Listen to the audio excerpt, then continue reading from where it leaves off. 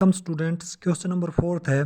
राज्य के उद्भव में धर्म की भूमिका पर विवेचना कीजिए। आंसर है इसका, राज्य के निर्माण में अनेक तत्वों की भूमिका में से धर्म की भी प्रमुख भूमिका रही है। धर्म समाज में एकता बनाए रखने में महत्वपूर्ण योगदान देता है। गैटल के अनुसार रक्त संबंध और धर्म एक वस्तु के दो रूप हैं, समूह की एकता और अपने दायित्व को धार्मिक मान्यता दी है। प्रारंभ में व्यक्ति प्रकृति से भयभीत रहता था, इसी कारण वह प्राकृतिक शक्तियों, नदी, पहाड़, झरनों की पूजा करना उसने स्टार्ट कर दिया ताकि वह उससे प्रसन्न रहें और प्रकृति का प्रकोप से वो बचा रहे।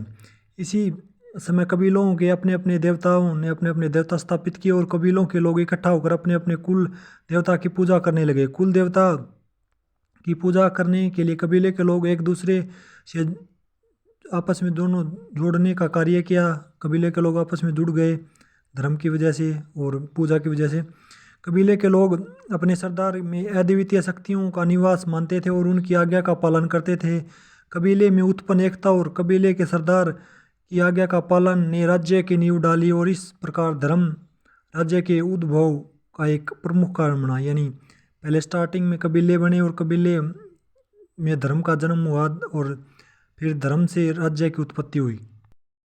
प्रकृति प्रेम की वजह से जैसे धीरे धीरे धार्मिक भावनाएं जुड़ने लगी और राज्य का निर्माण हुआ।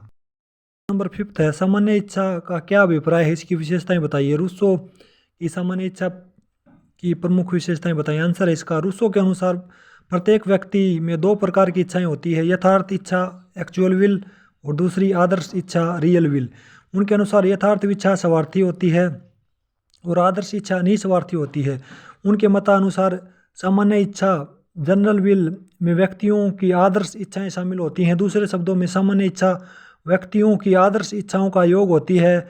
यह सर्वोत्तम और प्रभुसत्ता संपन्न होती है। रूसो द्वारा प्रतिपादित सामान्य इच्छा की मुख्य विशेषताएं निम्नलिखित हैं। पहली विशेषता है, सामान्य इच्छा समूचे समाज व जन कल्याण के लिए एक भावना या चेतना है। सामान्य इच्छा नागरिकों की आदर्श व श्रेष्ठ इच्छाओं का मिश्रण है। यह समाज के सामान्य हितों की रक्षा करती है। तीसरी विशेषता है, सामान्य इच्छा न तो बांटी जा सकती है और न ही किसी को सौंपी जा सकती है। फोर्थ विशेषता है, सामान्य इच्छा बहुमत की इच्छा नहीं है।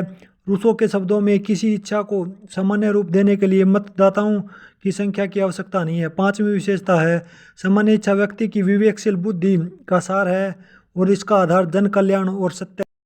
6 है, सामाजिक समझौते का सिद्धांत एक बुरा कानून है, व्याख्या करें। सामाजिक उत्पत्ति में राज्य की उत्पत्ति में सामाजिक समझौते का सिद्धांत की आलोचना करें। आंसर है इसका, सामाजिक समझौते के सिद्धांत ने 17वीं 18वीं शताब्दी में राजनीतिक चिंतन को बहुत सीमा तक प्रभावित किया, लेकिन आगे चलकर यह सिद्धांत प्रभावहीन हो गया। इस सिद्धांत की David Hume, Adam book, Henry man, TH. Green आदि विद्वानों ने इसकी आलोचना की और इसे एक बुरा कानून कहा और इसे बुरा दर्शन और बुरा तर्क बताया।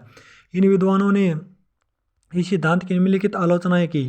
क्रिटिसिज्म ऑफ दिस, पहला आलोचना है, यह सिद्धांत काल्पनिक है क्योंकि इतिहास इस बात की पुष्टि नहीं करता कि कभी लोगों ने ऐसा समझौता किया कि राज्य को स्थापित किया गया है। दूसरी आलोचना है, इतिहास इस बात की पुष्टि नहीं करता कि आदिकाल में कभी भी प्राकृतिक अवस्था विद्यमान थी जैसे समझौतावादी विद्वानों ने वर्णन किया है। तीसरी क्रिटिसिज्म है इसका, समझौते के पीछे राज्य की शक्ति होती थी, अर्थात राज्य के अंदर कोई समझौता किया जा सकता है, लेकिन समझौतावादी विचारक राज्य के अस्तित्व से पहले समझौता संपन्न होने की बात कहते हैं। फोर्थ आलोचना है इसकी, यह सिद्धांत राज्य को ऐच्छिक सदस्यता वाला संगठन बना देता है जबकि राज्य की सदस्यता व्यक्ति के लिए अनिवार्य होती है। That's it for now students, thanks for watching video. जय हिंद, जय भारत।